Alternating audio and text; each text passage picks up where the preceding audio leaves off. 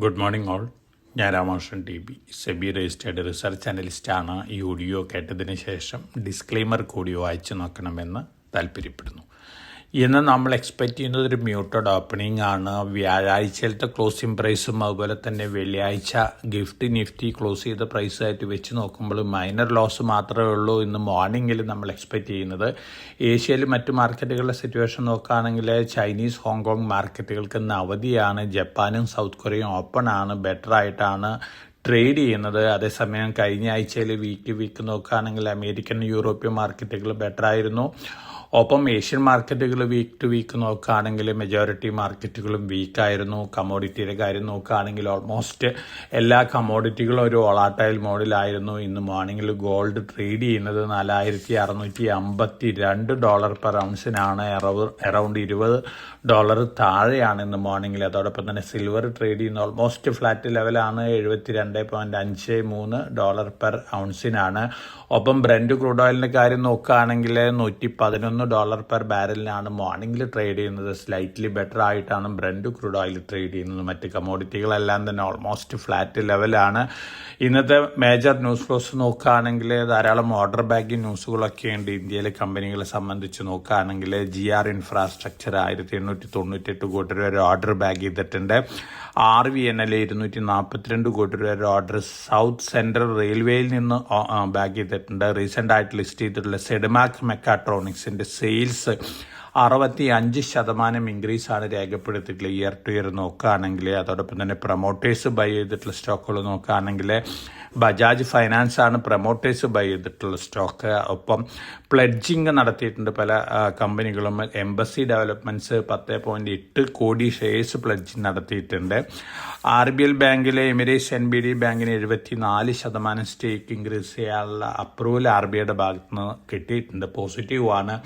Samman capital അതുപോലെ തന്നെ RBL bank 2 institutions ആണ് റീസെൻ്റ് ആയിട്ട് എമിറേറ്റ്സ് NBD അല്ലെങ്കിൽ മറ്റ് Abu Dhabi based institution majority stake എടുത്തിട്ടുള്ള ഇൻസ്റ്റിറ്റ്യൂഷൻസ് ലോങ് റണ്ണിൽ ഇത് വളരെ പോസിറ്റീവാണ്. ഒപ്പം Q4 ബാങ്കിങ് സ്റ്റോക്കുകളിലേക്ക് അപ്ഡേറ്റ്സ് വന്നുകൊണ്ടിരിക്കുന്നുണ്ട്. സ്ലൈറ്റ്ലി ബെറ്റർ ദാൻ എക്സ്പെക്റ്റേഷൻസ് ആണ് പല ബാങ്കുകളുടെ കാര്യം നോക്കുകയാണെങ്കിൽ. എന്നിരുന്നാലും മാർച്ച് മാസത്തിൽ കണ്ടിന്യൂ ചെയ്യുന്ന ഈ മിഡിൽ ഈസ്റ്റ് ക്രൈസിസിൻ്റെ ഇമ്പാക്റ്റ് ഈ വർഷം Q1 അതായത് ഒന്നാം പാദത്തിലാണ് നമുക്ക് ഫീൽ ചെയ്യാൻ പോകുന്നത്. അതുകൊണ്ട് തന്നെ ഈ ബാങ്കിങ് അപ്ഡേറ്റ് കൊണ്ട് വലിയ രീതിയിലുള്ളൊരു പോസിറ്റീവ് ഇമ്പാക്റ്റ് ഒന്നും തന്നെ ബാങ്കിങ് സ്റ്റോക്കുകൾ എക്സ്പെക്റ്റ് ചെയ്യുന്നില്ല. ഒപ്പം NMDC അവരുടെ അയൺ ഓർ കാറ്റഗറികളുടെ പ്രൈസ് കൂട്ടിയിട്ടുണ്ട്. L&T ഫൈനാൻസിൻ്റെ ബിസിനസ് അപ്ഡേറ്റ് വളരെ പോസിറ്റീവാണ്. 62% ഡിസ്ബേഴ്സ്മെൻറ്റ് ഇൻക്രീസ് ചെയ്തിട്ടുള്ളത്. അതോടൊപ്പം തന്നെ ലോൺ ബുക്ക് 1.2 ലക്ഷം കോടിയായിട്ട് ഉയർന്നിട്ടുണ്ട്. 26% ഗ്രോത്താണ് പോസ്റ്റ് ചെയ്തിട്ടുള്ളത്. ഒപ്പം ഹിന്ദുസ്ഥാൻ കോപ്പർ നവരത്ന സ്റ്റാറ്റസ് ലഭിക്കുന്നതാണ് ഹിന്ദുസ്ഥാൻ കോപ്പറിൻ്റെ CEO പറഞ്ഞിരിക്കുന്നത്. അതിനുള്ള എലിജിബിലിറ്റി ഹിന്ദുസ്ഥാൻ കോപ്പറിനായിരിക്കുന്നു എന്നുള്ള റിപ്പോർട്ടുകളുണ്ട്. ഒപ്പം കഴിഞ്ഞ ആഴ്ചയിൽ സെയിൽസ് ഡാറ്റയൊക്കെ വന്നിരുന്നു. ഓട്ടോമൊബൈൽ സെയിൽസ് ഡാറ്റ വന്നിരുന്നു.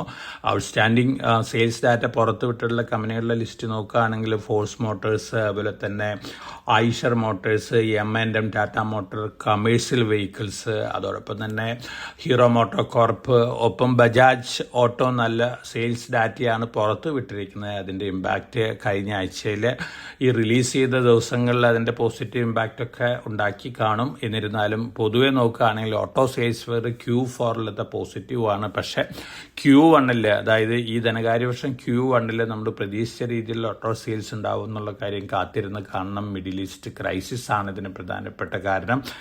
ഇതൊക്കെയാണ് പൊതുവെയുള്ള മാർക്കറ്റ് ന്യൂസ് ഫ്ലോസ്. ഒപ്പം NBCC വലിയ ഗൈഡൻസ് ആണ് നൽകിയിട്ടുള്ളത്. 14,000 കോടി രൂപയായിരുന്നു കഴിഞ്ഞ ധനകാര്യ വർഷത്തിൽ അവരുടെ ടോട്ടൽ ടേൺ ഓവർ വന്നിരുന്നത്. ഈ വർഷം എക്സ്പെക്ട് ചെയ്യുന്നത് 18,000 കോടി രൂപയാണ്. അത് തീർച്ചയായിട്ടും NBCCനെ സംബന്ധിച്ച് പോസിറ്റീവ് ആയിട്ടുള്ള ന്യൂസ് തന്നെയാണ്. കാരണം NBCC റീസെൻ്റ് ആയിട്ട് UAE അല്ലെങ്കിൽ GCC കൺട്രികളിലേക്കും എൻട്രി ചെയ്തിരുന്നു. പക്ഷേ ക്രൈസിസ് കാരണം പുതിയ ഓർഡേഴ്സ് ഒന്നും ബാഗ് ചെയ്തിട്ടുണ്ടാവില്ല. പക്ഷേ ഈ ക്രൈസിസ് മാറിക്കഴിഞ്ഞാൽ ഏറ്റവും കൂടുതൽ പോസിറ്റീവായിട്ട് ഇമ്പാക്റ്റ് ലഭിക്കാൻ സാധ്യതയുള്ള ഒരു കമ്പനിയാണ് NBCC ലിമിറ്റഡ്. അതോടൊപ്പം തന്നെ ഈ ക്രൈസിസിനെ സംബന്ധിച്ച് നോക്കുകയാണെങ്കിൽ ഒരുപക്ഷെ ഈ ക്രൈസിസ് അടുത്ത ദിവസങ്ങളിൽ ഒത്തുതീർത്തേക്കും എന്നുള്ള ന്യൂസുകളൊക്കെ വരുന്നുണ്ട്. US ഇറാൻ ബാക്ക്ഡോർ ഡിസ്കഷനൊക്കെ നടക്കുന്നു എന്നുള്ള അൺഒഫീഷ്യൽ റിപ്പോർട്ട് ഇന്ന് മോർണിംഗിൽ വന്നിട്ടുണ്ട്. അതേസമയം ട്രംപ് നാളെ വൈകുന്നേരം 8 മണി വരെ ഡെഡ് ലൈൻ കൊടുത്തിട്ടുണ്ട്. ഇറാന് ഇമ്മീഡിയറ്റ് ആയിട്ടൊരു സീസ് ഫയർ അല്ലെങ്കിൽ സെറ്റിൽമെന്റിൽ എത്തണം എന്നുള്ള കാര്യം ഇറാൻ വിട്ടുകൊടുത്തിട്ടില്ല. ഇറാൻ പറഞ്ഞിരിക്കുന്നത് ഏത് തരത്തിലുള്ള ആക്രമണങ്ങളും നേരിടാൻ തയ്യാറാണ്. ഹോർമുസ് കടലിടുക്ക് പഴയ പോലെ വീണ്ടും തുറക്കില്ല എന്നുള്ള റിപ്പോർട്ട് തന്നെയാണ് ഇറാൻ പുറത്തുവിട്ടിരിക്കുന്നത്. തീർച്ചയായിട്ടും ഈ ക്രൈസിസ് തന്നെയാണ് നമ്മളെ സംബന്ധിച്ച് അലട്ടുന്ന ഒരു പ്രശ്നം. അതുകൊണ്ട് തന്നെ മാർക്കറ്റിൽ അറ്റ് എവരി റൈസിൽ നല്ല പ്രോഫിറ്റുള്ള സ്റ്റോക്കുകളിലൊക്കെ പ്രോഫിറ്റ് ബുക്കിംഗ് നടത്തുന്ന കാര്യം നന്നായിരിക്കും. അറ്റ്ലീസ്റ്റ് പാർഷ്യൽ പ്രോഫിറ്റ് ബുക്കിംഗിലും നടത്തുന്നതായിരിക്കും. ഒപ്പം ഈ ക്രൈസിസിന്റെ ഇമ്പാക്റ്റിൽ നിന്ന് ഇന്ത്യ അതുപോലെ തന്നെ മിഡിൽ ഈസ്റ്റ് രാജ്യങ്ങളൊക്കെ റിക്കവറി നടത്തണമെങ്കിൽ മിക്കവാറും 1-2 വർഷം എടുക്കാനുള്ള സാധ്യതകളൊക്കെയുണ്ട്. അതുകൊണ്ട് തന്നെ നമ്മൾ എക്സ്പെക്ട് ചെയ്യുന്ന ഗ്രോത്ത് ഈ വർഷത്തെ നമ്മൾ മുമ്പ് പ്രൊജക്ട് ചെയ്ത രീതിയിലുള്ള ഗ്രോത്ത് ഒന്നും തന്നെ ഇന്ത്യൻ എക്കണോമിക്കും അതുപോലെ തന്നെ ഇന്ത്യൻ കോർപ്പറേറ്റ് സെക്ടറിലും കാണാനുള്ള സാധ്യതകൾ കുറവാണ്. അതേസമയം ഡിഫൻസ് റിലേറ്റഡ് സ്റ്റോക്കുകളെ സംബന്ധിച്ച് ഈ ക്രൈസിസ് പോസിറ്റീവാണ്. ക്രൈസിസ് മാറുമ്പോൾ ഏറ്റവും കൂടുതൽ പോസിറ്റീവ് ഇമ്പാക്റ്റ് ലഭിക്കാൻ പോകുന്ന ഡിഫൻസ്, ഇൻഫ്രാസ്ട്രക്ചർ റിലേറ്റഡ് സ്റ്റോക്കുകൾ, മെറ്റൽസ്, ഫാർമസ്യൂട്ടിക്കൽസ് ഇത്തരത്തിലുള്ള കമ്പനികൾക്കൊക്കെയാണ്, ഈ സെക്ടർ കമ്പനികൾക്കൊക്കെയാണ് ഏറ്റവും പോസിറ്റീവ് ഇമ്പാക്റ്റ് ലഭിക്കാൻ പോകുന്നത്. അതുപോലെ തന്നെ വാട്ടർ ഇൻഫ്രാസ്ട്രക്ചർ മാനേജ്മെന്റ് രംഗത്തുള്ള കമ്പനികളുണ്ട്. ഈ കമ്പനികളെ സംബന്ധിച്ച് പോസിറ്റീവ് ആയിട്ടുള്ളൊരു ഇമ്പാക്റ്റാണ് ലഭിക്കാൻ പോകുന്നത്. അപ്പോൾ ഇതൊക്കെയാണ് ഇന്നത്തെ market news flows. Market trend dictate ചെയ്യാൻ പോകുന്നത് ജിയോ പൊളിറ്റിക്കൽ ക്രൈസിസ് തന്നെയാണ്. ഇറാൻ, ഇസ്രായേൽ, അമേരിക്ക സംഘർഷം ഇമ്മീഡിയറ്റ് ആയിട്ട് സീസ് ഫയർ ഒക്കെ അനൗൺസ് ചെയ്യുകയാണെങ്കിൽ മാർക്കറ്റ് ഒരു പോസിറ്റീവ് റിയാക്ഷൻ കാണിക്കാനുള്ള സാധ്യതകളുണ്ട്. ഇന്ന് മോർണിംഗിൽ വന്നിട്ടുള്ള ഇൻഡിക്കേഷൻസ് വെച്ച് നോക്കുകയാണെങ്കിൽ ഒരു പക്ഷേ ഇന്നും നാളെയൊക്കെ ആയിട്ട് അതിനൊരു സെറ്റിൽമെന്റ് വരാനുള്ള സാധ്യതകളുണ്ട്. അപ്പോൾ വളരെ കോഷ്യസ് ആയിട്ട് മാർക്കറ്റിൽ മൂവ് ചെയ്യുക. എല്ലാവർക്കും നല്ലൊരു ട്രേഡിൻ്റെ ആശംസിച്ചുകൊണ്ട് ഞാൻ ഇന്നത്തെ പ്രീ മാർക്കറ്റ് കമൻട്രിയോട് അവസാനിപ്പിക്കുകയാണ്. Thank you.